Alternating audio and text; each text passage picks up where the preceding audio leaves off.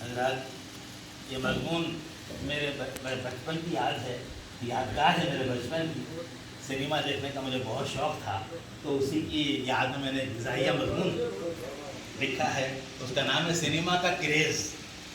Cinema کا craze کا میں کہتا ہوں کہ دھیرے دھیرے دنیا سے لذتیں ختم ہو رہی ہیں. لذت طعام، لذت کلام، لذت اختلاف کی لنام. اب لذت کے معنی تو لغت میں موجود ہے، لیکن لذت کا حقیقی احساس جاتا رہا. امجد حیدرآبادی نے عالم ذوق میں کہا تھا کہ لذتیں ختم ہو چکی ہیں امجد، معلوم نہیں ہم ضعیف ہو گئے ہیں یا دنیا بوڑھی ہو گئی ہے. کچھ ہو بہر صورت لذتوں کا جنازہ نکل رہا ہے. ایک زمانہ تھا کہ اگر کہیں محض دال ہی بگاری جا رہی ہوتی تو آزو بازو والے سمجھ جاتے تھے کہ دال بگاری جا رہی ہے، اور دل کی بگار اور دال کی بگار کی خوشبو سے لطف اندوز ہو جایا کرتے تھے. بلکہ دال بگارنے پر تو خود گھاس کے مرغولے برآمد ہوتے تھے، کبھی کبھی تو وہ اشکبار بھی کر دیا کرتے تھے. دال کی بگار کی خوشبو کیا آئے گی؟ آج مرغی پکائی جاتی ہے لیکن کوئی اطلاع نہیں ہوتی.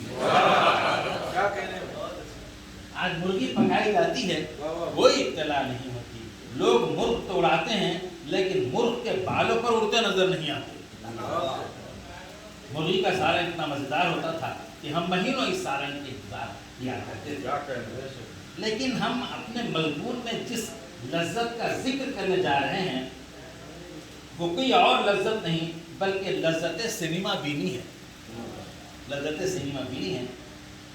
جب ہم بچے تھے تو سنیما سے زیادہ کسی اور چیز میں لذت ہی نہ تھی.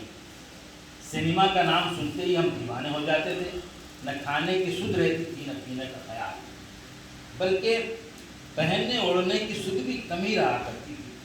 اگر گھر والے کسی خانگی مجبوری کے تحت ہمیں چھوڑ کر سنیما جانے کی تیاری کرتے، دل اندر سے دھکنے لگتا اور آنکھوں سے آنسو بہنے لگتے. جب ذرا بڑے ہوئے تو آپ سنیما جانے لگے. یہ اور بات ہے کہ ٹکٹ کے پیسوں کے لیے آسمان زمین کرنا پڑتا.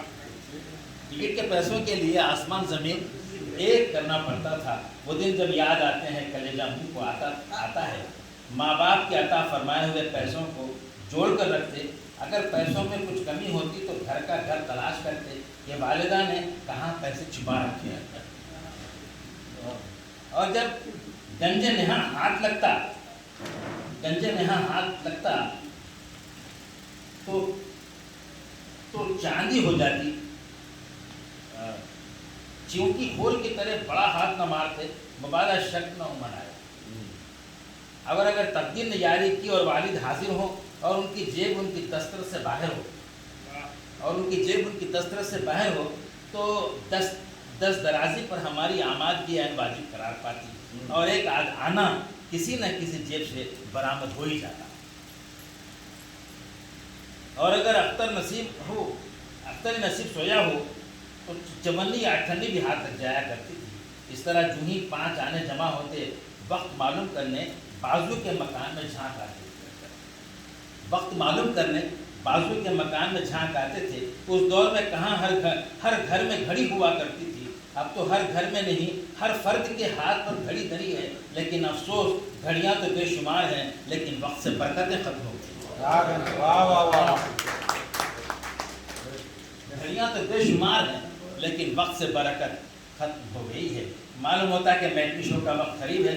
پھر کیا استری کے کپڑے پہنے اور چوری کے پیسوں کو جیب میں رکھ کر یعقوب محل پہنچ جاتے اور علاؤدین اور جادوئی کا چراغ 3rd کلاس لائن میں کھڑے ہو گئے. جہاں تک ہمارا خیال ہے فلم کا مزہ 3rd کلاس ہی میں آتا تھا. دیگم اشتی کے بغیر اگر ٹکٹ آسانی سے مل جاتا تو سنیما کا مطلوب لطف نہ آتا تھا. واقعی منزلوں کے تحصیل میں اگر رکاوٹیں نہ ہوں تو منزل کے حصول کا لطف ہی کہاں. ویسے بھی جو چیز آسانی سے دستیاب ہو جاتی ہے اس کی اہمیت کی اطلاع کم ہی بہم پہنچتی ہے.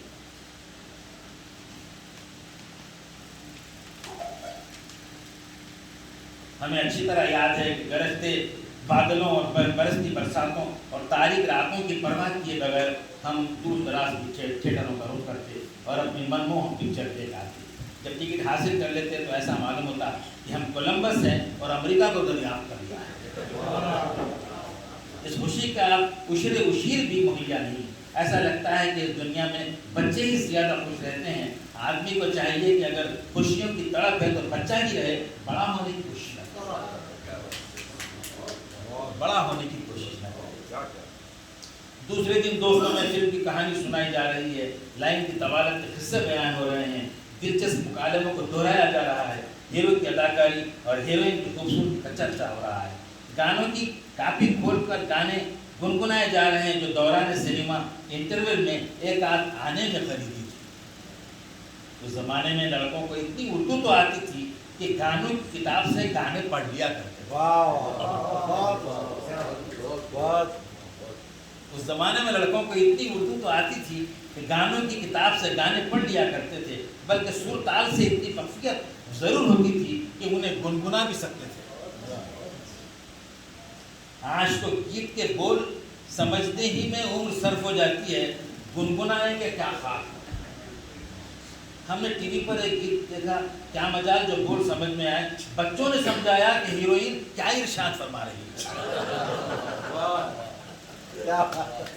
بچوں نے سمجھایا کہ ہیروئن کیا ارشاد فرما رہی ہے, اور جو وہ ارشاد فرما رہی تھی اس پر تو لاہور ہی ارشاد فرمایا جاتا. اس پر تو لاہور ہی ارشاد فرمایا جا سکتا تھا. مستضاد ساتھ کے لڑکوں کو شوق دلایا جا رہا ہے کہ اس فلم کو نہ دیکھنا کوئی عظیم الشان قسم کا نقصان ہے. اب کہاں وہ بچپن کی باتیں, اب کہاں وہ سنیما کا بے حد شوق, اب کہاں وہ ذرا ذرا سی بات پر لذتوں کے طوفان. اب نہ وہ باتیں رہیں, نہ وہ راتیں رہیں, نہ وہ ملاقاتیں رہیں. کووڈ نے دوستوں کو دور کر دیا ہے, کووڈ نے دوستوں سے دور کر دیا ہے, اور ہم بھی جاتے ہوئے گھبرا رہے ہیں کہیں ہماری آمد باعث تشویش نہ ہونے پائے. مستضاد دن کوف میں کٹتے ہیں تو راتیں غم میں گزرتی ہیں. جب ہجوم کے سبب ٹکٹ نہ ملتا, ہم درجے اول یا درجے دوم کا ٹکٹ خریدنے کے موقف میں نہ ہوتے تو وہ غم ہوتا کہ اس غم کو لفظوں میں بیان کرنے سے حاصل ہیں. اس کے لیے مصور غم علامہ راشد الخیری کا قلم چاہیے. ہمیں اس موقع پر یعقوب بہن کی وہ تنگ و تاریک گلی کا ٹکٹ گھر یاد آ رہا ہے جو دل خسیس کی طرح نہایت تنگ واقع ہوا تھا, جس میں سے صرف ایک عدد آدمی گزر سکتا تھا جو کافی صحت مند نہ ہو. ٹکٹ گھر کا روزن بھی دل کمزر کی طرح نہایت چھوٹا واقع ہوا تھا کہ اگر اس میں بوجرت ممکنہ دو لڑکے اپنا اپنا ہاتھ بیک وقت ڈال دیا کرتے تو ٹکٹ کے ساتھ ان کا واپس آنا دشوار ہوتا. ٹکٹ ملتے ہی مٹھیاں بند ہو جاتی تھیں, اور بند مٹھیوں کا بیک وقت ایک سوراخ سے باہر آنا اگر ناممکن نہیں تو مشکل ضرور ہوتا.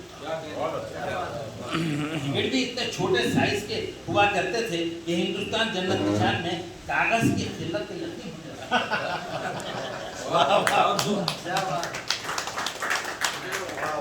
ٹکٹ بھی اتنے چھوٹے ہوا کرتے تھے کہ ہندوستان جنت نشان میں کاغذ کی قلت پہ یقین ہونے لگتا تھا. بعض وقت تو یوں بھی ہوتا تھا کہ ہم نے سوراخ میں اپنا ہاتھ ڈالا اور ٹکٹ بابو نے کھڑکی بند کر دی, اور ہم مایوسی کے عالم میں دل غمزدہ لیے ان لوگوں کو تاکا کرتے تھے جنہیں خوشبختی کے سبب ٹکٹ مل گیا. سنیما تیزی سے متعلق ہمارے بچپن کی بہت سی یادیں ہمارے دامن کا حصہ, ہمارے ذہن کا حصہ بن چکی ہیں. بچپن کا زمانہ بھی عجیب ہوتا ہے. فی زمانہ بچے اپنا بچپن کھو رہے ہیں. بچپن اور بچپن کی بہاریں ان کے باغ عمر سے قدرے دور ہو گئی ہیں. بچوں میں ہوشیاری اور فطانت تو ہونی چاہیے, لیکن اتنی بھی نہیں ہونی چاہیے کہ وہ خود سے بڑے نظر آئے. اب یہی دیکھیے کہ ہم اپنے بچپن میں کس درجہ بچے اور عقل کے کچے ہوا کرتے تھے کہ جب ہم اپنی والدہ کے ساتھ فلم دیکھا کرتے تھے تو ہر واقعے کو حقیقی متصور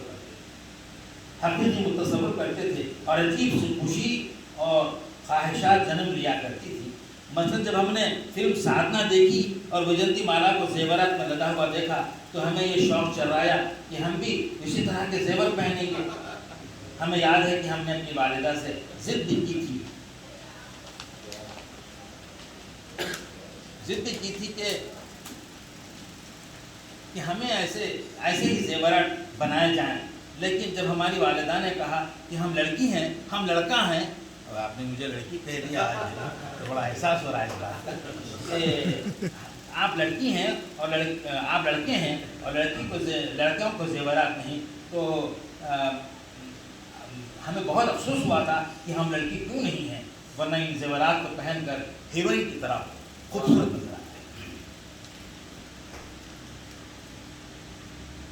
تاکید میں دیر سے آنے والا وقتی طور پر سورتاس ہوتا ہے، اندھا سورتاس ہوتا ہے، داخلے کے ساتھ ہی ہر طرف اندھیرا ہی اندھیرا دکھائی دیتا ہے، کچھ سنائی نہیں دیتا، ٹٹول کر آگے بڑھنا پڑتا ہے۔ لوگوں کی طویل گھٹنے الگ معنی فراہم ہوتے ہیں، لوگ اتنے بے صبر ہوتے ہیں کہ جب دموں کا تعطل تک برداشت نہیں کرتے، چیخ کر کہتے ہیں ہٹ بازو، کوئی کہتا ہے جلدی چلو اندھا ہو گیا کیا؟ ہم ان کلمات عالیہ پر سوچتے اندھا ہوتا تو فلم دیکھنے کیوں آتا۔ غرض تھیٹر میں دیر سے آنے پر جو آفتیں ٹوٹ پڑتی ہیں وہ ایک ہی رہتی ہیں، آوازیں کسنے والوں کی کوئی کمی نہیں رہتی، جتنے منہ اتنی باتیں کا محاورہ خوب سمجھ میں آتا ہے۔ لوگ ایسے نازک موقعوں پر کچھ کہتے نہیں بلکہ عافیت کے ساتھ اپنی سیٹ تک پہنچ جانے میں اپنی بھلائی رکھتے ہیں۔ جب لوگ کسی شدید رومانی سیٹ پر سیٹیاں بجاتے تھے تو ہم خوشی سے بغلے میں جاتے تھے، ہم بھی چاہتے تھے کہ اپنے جذبات لطیف کو کچھ ایسی کثافت شدیدہ سے اظہار کریں اور زور زور سے سیٹیاں بجائیں، لیکن ہمیں سیٹی بجانی آتی نہ تھی اور اس کوشش میں سیٹیوں کی جگہ ہوا خارج ہو جایا کرتی۔